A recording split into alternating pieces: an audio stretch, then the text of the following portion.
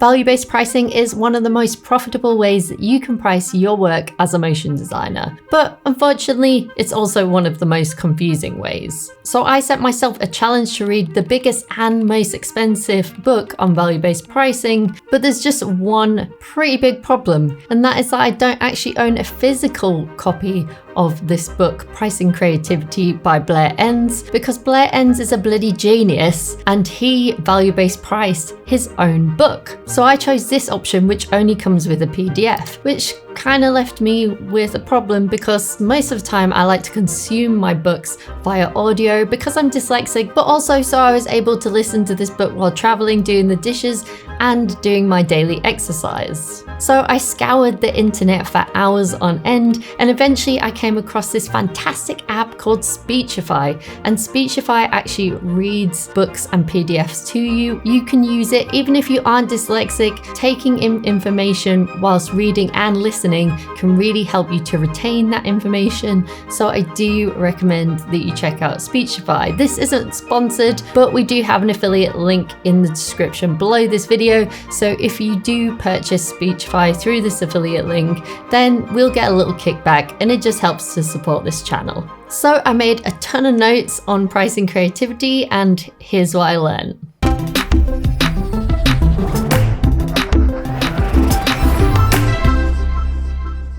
So the book kicks off with a story about how Nike paid Caroline Davis, a student, $35 for the Nike logo, and it compares it to Pepsi, who paid agency Arnell $1 million for the Pepsi logo redesign. This seems really unfair, right? Caroline Davis was obviously wildly underpaid when we think about how big Nike is now, and agency Arnell seems like they kind of overcharged Pepsi for their logo redesign. But let's look more into this. If I ask you the question, how much would you charge for an animation? You're probably going to reply with, it depends. We all know there's lots of variables and conditions when we're pricing our design work. In the case of Pepsi and Nike, in this situation, the biggest factor came down to risk. So the team at Pepsi were probably most definitely not thinking about how long it actually takes to design a logo, but probably more about the risk of loss of revenue. And of course, the people at PepsiCo had good reason to fear loss of revenue because they actually hired the same design company to rebrand Tropicana later,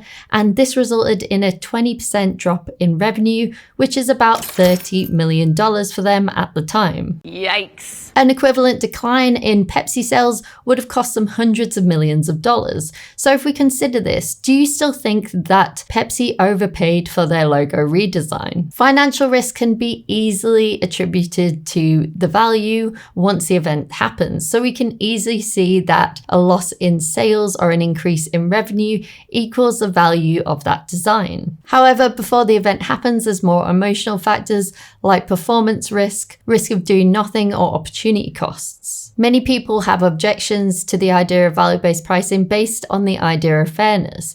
Is it fair to charge your clients as much as possible? And how do we even determine what fair is? Reed Holden, author of Pricing Confidence, said that it's not the price you charge, it's how people feel about the price that they have to pay. So fairness is a feeling, and it's even more subjective and personal than our concept of value. What you really want to happen is the client to feel like the price is fair, and you want them to come back and work with you again.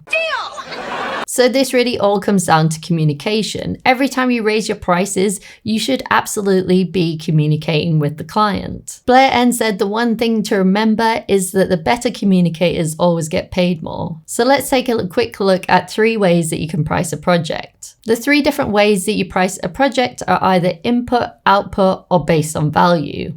So if you're pricing the project based on input, this means that the client is taking the risk because you're pricing the job on how long it will take. So think of input as more of your hourly rates and your day rates. So the client's taking on the risk because potentially as you work through the project further down the line, you might have to charge them some extra days. So if you're basing your project on day rates or hourly rates, you're going to charge the client more, so they're taking on that risk. So if you're charging the client based on output, output, this is usually going to be a project fee. So this means that you're taking on the risk from the client because you're giving them a fixed fee. So if the project happens to run over, then you're going to have to pay for that. The final way to price a project is based on value. So what value are you providing to the client? So this is what Blair Enns' book dives deep into, how to do value-based pricing. And this is what I'm going to further share with you today using the 6 rules of pricing creativity. Let's kick off with number 1, which is always price the client. The easiest thing to do is, of course, to price a job rather than the client. To offer a value-based price, you need to have a strong understanding of the client and their business. It also means that we might have to have more conversations around their business and marketing, which is something that maybe a lot of us as creatives don't feel very confident about. That's not really my thing. But later on, I'm going to tell you more about what Blair Enns described as the value conversation, and I think this will make it a lot easier for you. Rule number 2 of pricing creativity is to always offer options. By not offering options, you are giving the client a yes or no choice. So they may say no to your proposal and they may walk away. Bye. If you give your client options, then they have to choose from those options and they're less likely to walk away from the project. So in your options, what should you include? You should include a low option, which would be the client's budget. Then you should include the middle option, which would be your desired budget. And then the final option is the anchor option, and its job is to make the middle option look really good. To drive you to the middle option even further, some companies will add most popular on top of the middle option. So next time you're on a website, make sure you look out for that. Rule number 3 of pricing creativity is you should always anchor high, and you should always talk about that option first. So Blair Enns says to find out what your anchor should be, you could think about what you would offer a client who has unlimited resources. So rule number 4 is that you should always say your price before you show your price. And this means that you can tackle objections from the client head on. And you can also understand if the client doesn't have the budget to hire you. And it means that you haven't put loads of time into ideas and proposals, and you're probably more willing to walk away from the project. So rule number 5 is to master the value conversation. This is probably the most important bit of value-based pricing. So there are 4 stages of the value conversation. So step 1 is commit your client to their future state. Step 2 is to agree on metrics of success. Step 3 is to agree on the value of success. And step 4 is to offer pricing guidance. So I'm going to take you through each of these steps right now. Blair Enns points out a really great question by entrepreneur and coach Dan Sullivan, which you can start your value conversation off with. The question is, it's 3 years from today and you and I are having a coffee. You're really happy with the progress you've made. What's made you so happy? Asking this question will get the person into a state of mind where they're thinking about their progress and about their goals. Ideally, this would be with a senior level person, maybe in the marketing team, or maybe even a CEO. So you can see how this makes it quite difficult to do value-based pricing with agencies and animation studios. So in the first part of the value conversation, you're going to get the client to their ideal future state. You're going to understand what their needs and wants are, and you're going to make sure that you haven't missed anything. Usually in a sales conversation, you might keep asking the client why. For example, if the client says, I need a new website, you might say, why do you need a new website? And if they say that's to increase revenue, then you would maybe ask them why they want to increase revenue, and so on. Sometimes this approach is known as the 5 whys, but Blair Enns suggests that you use Dan Sullivan's opening question